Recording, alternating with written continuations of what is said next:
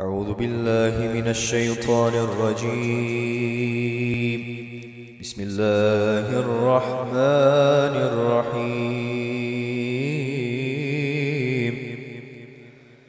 الحمد لله الذي أنزل على عبده الكتاب ولم يجعل له عوجا قيما لينذر بأسا شديدا من لدنه ويبشر المؤمنين الذين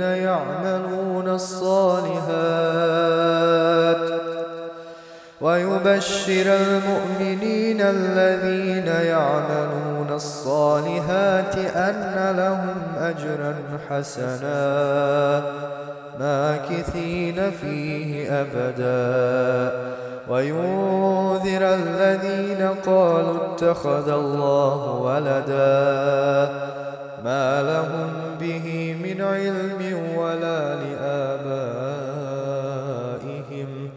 كبرت كلمة تخرج من أفواههم إن يكونون إلا كذبا.